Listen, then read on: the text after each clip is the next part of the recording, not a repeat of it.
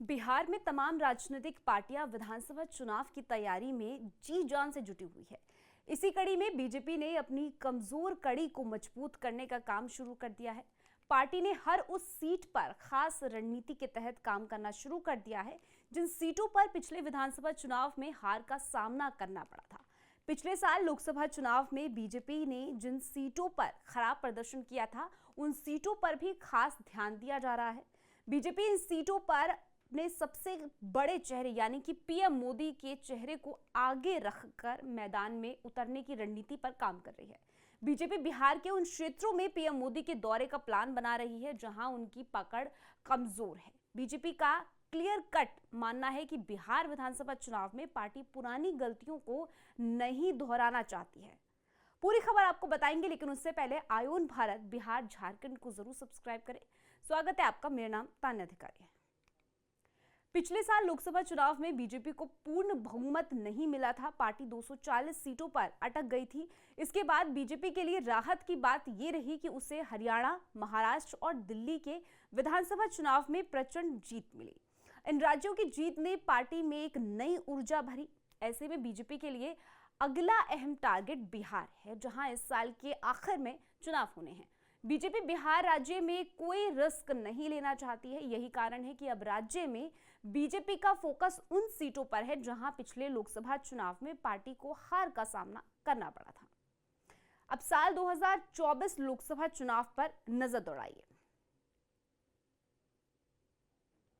बिहार की 40 लोकसभा सीटों में से बीजेपी 17 सीटों पर चुनाव लड़ी। बीजेपी ने 17 सीटों पर चुनाव लड़कर 12 सीटों पर जीत दर्ज की।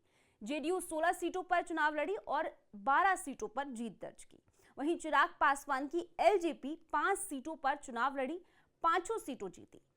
जितिन राम मांझी की पार्टी एचएएम 1 सीट पर चुनाव लड़ी, 1 सीट जीती। उपेंद्र कुशवाहा की पार्टी वीआईपी 1 लोकसभा सीट चुनाव पर लड़ी और हार गई। ऐसे ही साल 2020 के विधानसभा चुनाव में एनडीए का प्रदर्शन देखिए। बीजेपी ने 110 सीटों पर चुनाव लड़ा, 74 सीटें जीती। जेडीयू ने 115 सीटों पर चुनाव लड़ा, 43 सीटें जीती। एचएएम ने 7 सीटों पर चुनाव लड़ा, 4 सीटें जीती। इसी तरह से वीआईपी ने 11 पर लड़ा और 4 सीटें जीती। 2020 में चिराग पासवान की एलजेपी अलग चुनाव लड़ी। एलजेपी ने 134 सीटों पर उम्मीदवार उतारे, 1 सीट जीती। इसी तरह से पिछले चुनावों में मिली हार का आकलन करते हुए बीजेपी इस बार पिछली बार की गलतियां नहीं दोहराना चाहती है।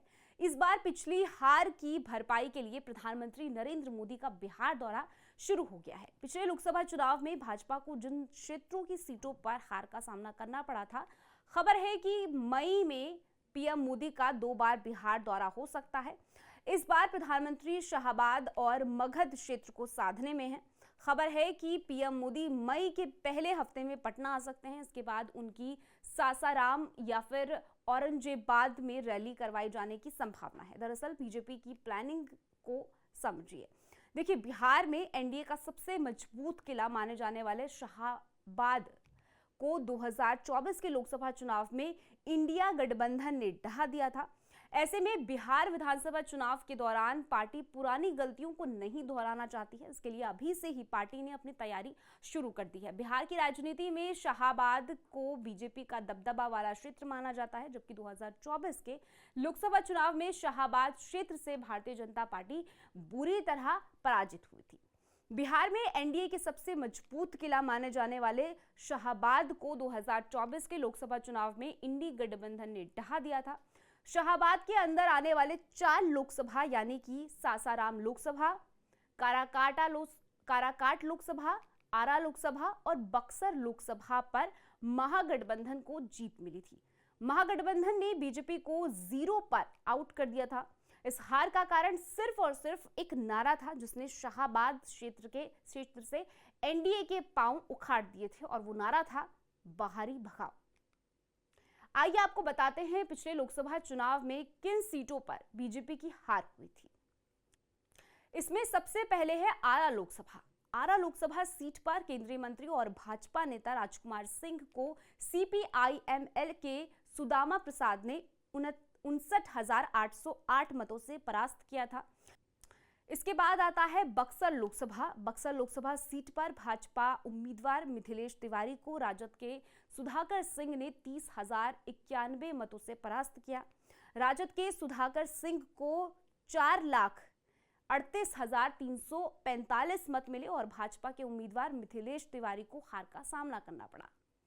सासाराम लोकसभा सीट दरअसल कांग्रेस के स्थानीय उम्मीदवार मनोज कुमार ने भाजपा के बाहरी उम्मीदवार शिवेश राम को 19,157 मतों से परास्त किया था। इसके बाद आखिर में आता है काराकाट लोकसभा। काराकाट लोकसभा से माले के स्थानीय उम्मीदवार राजा राम कुशवाहा ने एनडीए के बाहरी उम्मीदवार उपेंद्र कुशवाहा को 1,05,858 मतों से परास्त किया था।